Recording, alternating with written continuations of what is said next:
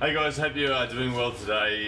Today's video I'm going to talk about my experiences and what I've had in my big weight cuts, how I've done the big weight cuts, whether I think the big weight cuts were worth it, and will I be doing them again in the future, I guess. So weight cutting is something that many of us have done.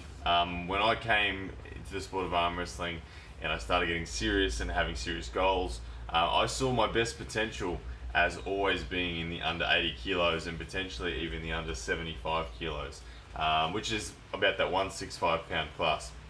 As I progressed in the sport, as I started getting a lot better, I started getting heavier. Naturally, training was doing that to me. And my usual walk around weight was about 84 kilos. Okay, so 84 kilos, which was what, 9 kilos, 9.8 kilos or thereabouts. Sorry, can't even do my math. But it's about 10 kilos above where a 165 pound class might be, which was the biggest cut that I ever did. The processes that I always use when I did my weight cutting, I've done about 5 or 6 different weight cuts. I've had more success with some than I have with other. The one that gave me the greatest amount of success was about 10 days out from the weigh-in, getting to a zero carb diet first and foremost. So it was just protein and green leafy vegetables, no carbohydrates at all. That dropped off a lot of intracellular water weight.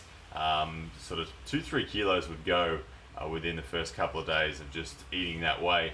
But then there was a hyperhydration where I would ramp up my water over a period of time. I'd start with maybe 3 litres of water in a day, 4 litres, 5 litres, 6 litres, 7 litres, all the way up to about 8 litres of water a day.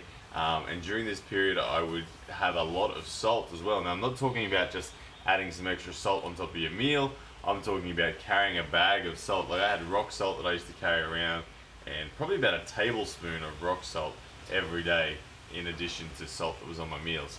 The reason with the salt was just to basically get my cells in my body into a condition where they're really trying to push out water. They're saying, whoa, what's going on too much? You're retaining too much water in your cells. We need to get some of this salt out. So it's trying to flush the salt out by really getting your body into a state where it's pushing water out of your cells really quickly. About 72 hours out from weigh-in, salt stops. All right, no salt because we don't want any water retention.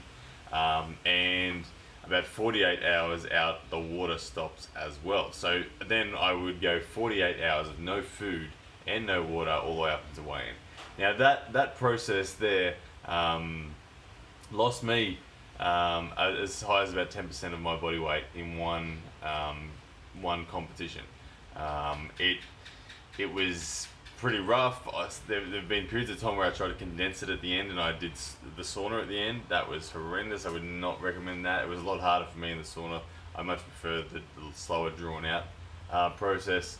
But I guess what I wanted to observe was my strength levels at that sort of level of dehydration versus how I would go against, say, someone in the 90 kilo class if I was just to step up and stay as I am. Because at the moment today I'm 88.5 kilos.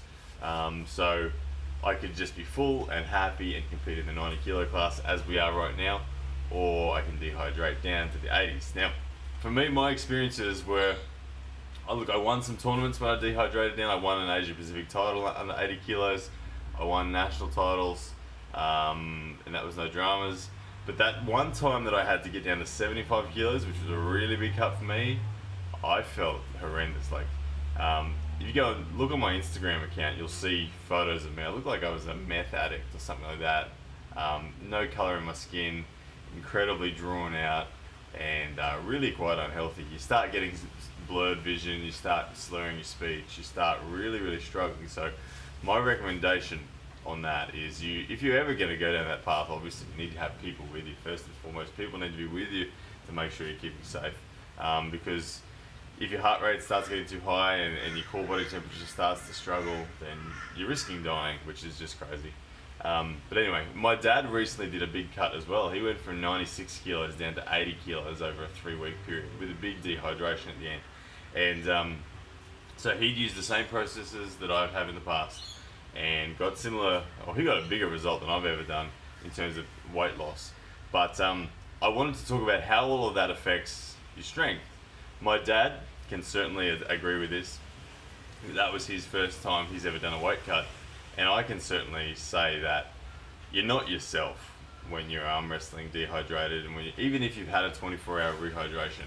I'm a big believer that just be the strongest version of yourself. Now that I've dabbled in that a few times and I've done the dehydration, I've also now gone and competed. I've competed in the super heavyweights. I've eaten and got all fat and just had a great time being heavy. And I've competed in the super heavyweights, and I've actually surprised myself. I actually won my state super heavyweight state title, beating guys that I no way would have even thought that I was able to beat when I was imagining being an 80 kilo arm wrestler again. So being the strongest, healthiest version of you is, in my opinion, where it's at.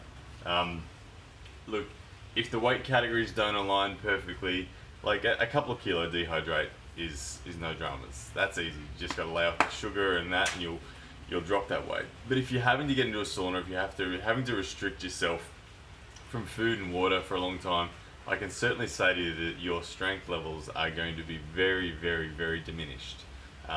You kind of walk around feeling like a lead weight, and it's really not very pleasant. I've met many arm wrestlers in the Australian scene and international scene, and I've heard it come out of many people's mouths when they're dehydrating that they're never going to do that again.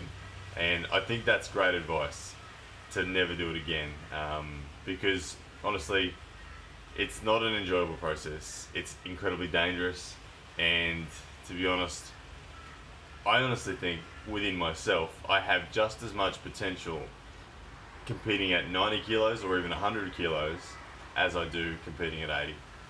And it's a whole lot more fun because you get to eat at the same time.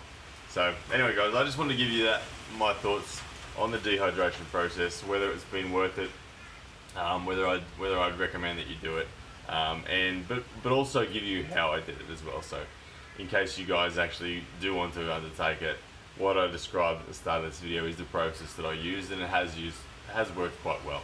Just be sure that when you're doing it, you've got someone with you who knows that you're doing it and can guide you through the process, and most importantly, keep you safe if you are dehydrating.